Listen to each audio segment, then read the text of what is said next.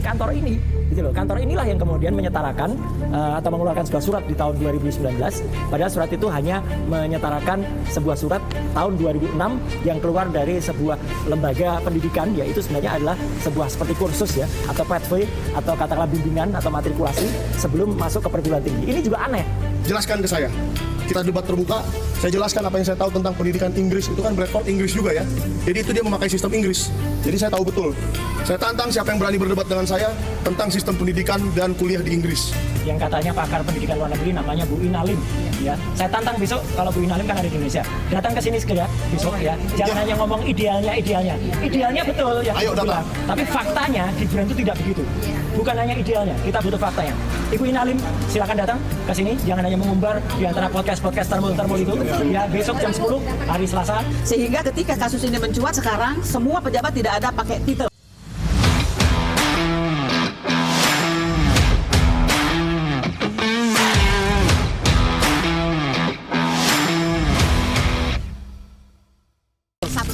Teman-teman, terima kasih atas kedatangannya Pak Roy Suryo, Pak Mika Sinaga, Pak Menu, dan lain-lain. Ya, kita sekarang sedang melaksanakan tugas sejarah kita sebagai warga negara yang menginginkan bentuk transparansi atas dokumentasi atau riwayat pendidikan dari pejabat, apalagi pejabat setingkat RI 2 ya. Nah, di sini ya kita pada hari ini tidak berhasil untuk menjumpai Pak Eko Susanto yang merupakan sekretaris dari Dirjen Pendidikan Dasar dan Menengah yang pada hari Jumat lalu, minggu lalu telah berjanji pada kita untuk berjumpa dan berdiskusi dan bahkan menghadirkan Dr. Sutanto SHMA yang menandatangani surat penyetaraan dari saudara Gibran, yaitu UTS Insearch disetarakan yang merupakan bimbel atau kursus singkat dengan durasi 6 bulan sampai 1 tahun dan disetarakan oleh Dirjen Dikdasmen saat itu tahun 2019 menjadi setingkat SMK, Sekolah Menengah Kejuruan. Oleh karena itu sebenarnya pertemuan hari ini tuh kami bermaksud baik ya. Sangat baik untuk berdiskusi agar publik yang tidak pernah atau tidak bisa datang ke Jakarta juga mendapatkan pemahaman dari hal ini ya. Kami ingin mendapatkan penjelasan bagaimana anatomi dari silabus, terus kurikulum maupun learning outcomes itu kok bisa dipadankan dan disetarakan antara foundation studies seperti UTS Insearch itu disetarakan dengan SMK yang saat ini sudah menjadi diskursus publik. Oleh karena itu kami sayangkan ya ketiadaan penepatan janji tadi itu. Oleh karena itu kami hari Senin ya akan datang lagi hari Selasa tanggal 23 September 2025 ya, teman-teman datang aja, kita akan bersilaturahmi ke Pak Menteri Pendidikan Dasar dan Menengah, Pak Abdul Muti, agar memerintahkan jajarannya untuk menjelaskan ini kepada publik, karena ini juga menjadi pertanyaan publik baik orang Indonesia di dalam negeri maupun di luar negeri, gitu ya. Baik, jadi hari ini teman-teman semua, ini sebuah langkah kecil ya, sebuah langkah kecil untuk satu gerakan yang besar. Karena apa yang kami lakukan di sini adalah bukan ini terakhir, tapi ini ada start di mana disinilah di kantor inilah pernah keluar satu surat di tahun 2019 yang menyetarakan pendidikan yang katanya Gibran Rakabuming Raka itu adalah lulus dari UTS Insearch, dan bahkan dalam situs Kementerian Sekretariat Negara ya, yang sampai sekarang masih ada dan bisa diakses ini. Di situ ditulis UTS itu bahkan dikesankan UTS itu adalah S2, dikesankan ya, karena di sini ada pendidikan dulu di Orchard Park Secondary School itu SMA, kemudian 2004 sampai 2007 itu di Management Development Institute of Singapore ya. Kemudian setelah itu baru UTS. Nah, ini kan salah besar. Masa ada sebuah institusi negara salah dan diawali dari kantor ini gitu loh. Kantor inilah yang kemudian menyetarakan atau mengeluarkan sebuah surat di tahun 2019. Padahal surat itu hanya menyetarakan sebuah surat tahun 2006 yang keluar dari sebuah lembaga pendidikan, yaitu sebenarnya adalah sebuah seperti kursus ya, atau pathway, atau katakanlah bimbingan atau matrikulasi sebelum masuk ke perguruan tinggi. Ini juga aneh. Kenapa kantor pendidikan di Indonesia ya yang juga mengatur semua syarat pendidikan, kalau Anda mencari sekolah, kemudian mencari syarat-syarat pendidikan, itu berani mengeluarkan satu surat yang tadi benar sekali kata Bang Resmond, itu aneh sekali, nggak ada hubungannya. Sebuah pendidikan yang 6 bulan dan itu pathway untuk masuk perguruan tinggi, katakan bimbel atau bimbingan belajar, disetarakan dengan sekolah menengah kejuruan. Dan orang juga harus tahu bahwa yang namanya sekolah menengah kejuruan itu, mohon maaf, itu juga tidak bebas memilih perguruan tingginya. Beda dengan SMA. Kalau SMA dia bisa kemana-mana. Kalau SMK itu namanya sekolah vokasi. Sekolah vokasi itu lebih diarahkan kepada langsung bekerja, bukan masuk perguruan tinggi lagi.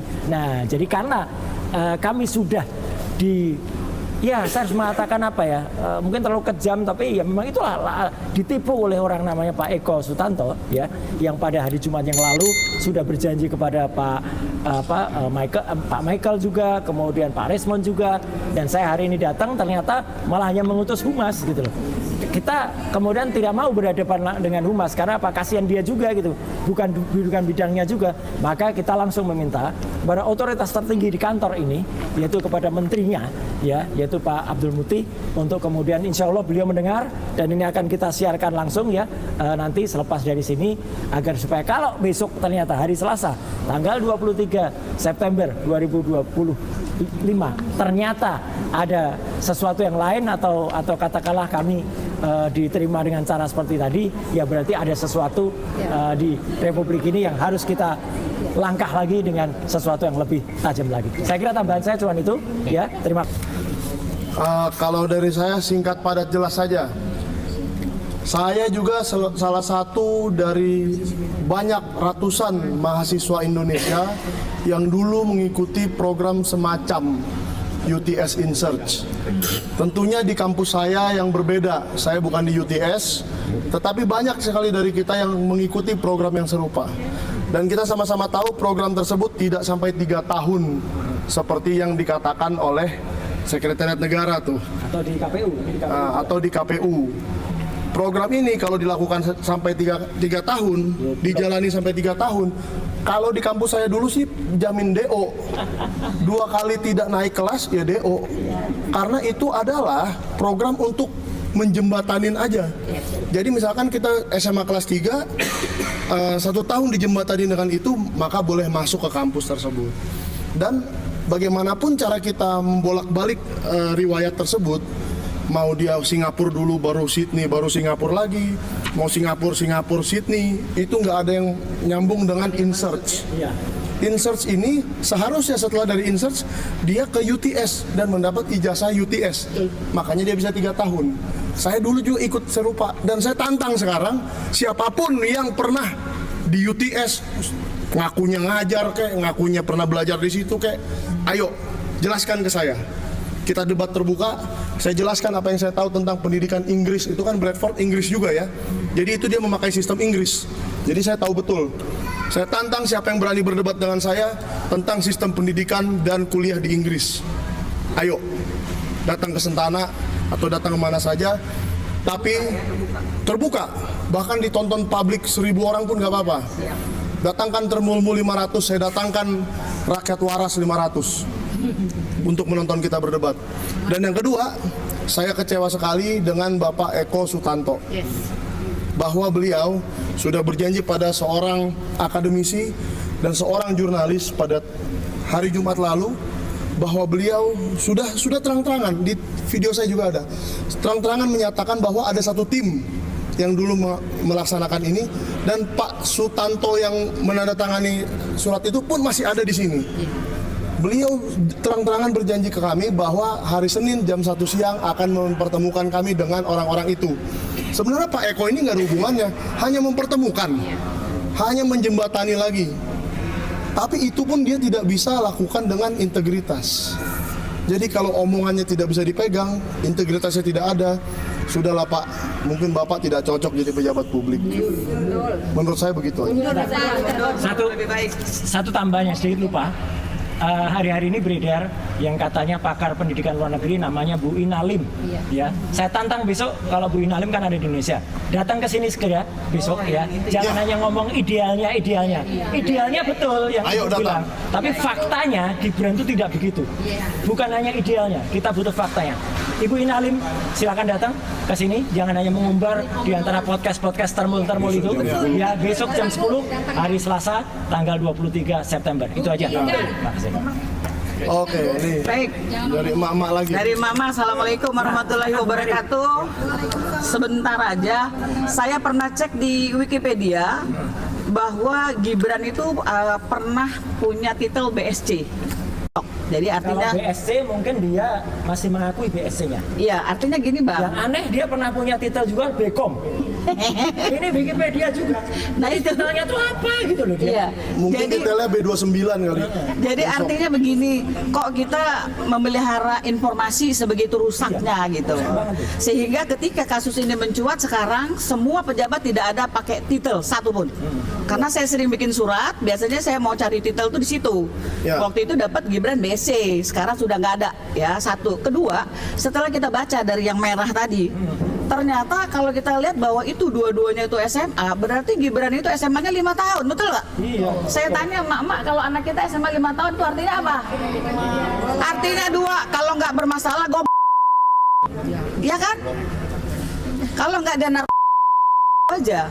Nah, kalau memang tidak ya dijelasin lah yang mana yang benar. Masa jatuhnya dia sarjana dulu baru SMA, nggak masuk akal. Sarjana dulu baru SMA. Iya, nggak masuk akal. Jadi kalau memang ada yang merekayasa ini, tolong diperjelas kepada seluruh rakyat Indonesia supaya kita, bukan berarti kita mendukung dia ya, artinya paling tidak kita sedikit dapat kewarasan informasi dalam hal ini. Terima kasih. Assalamualaikum warahmatullahi wabarakatuh.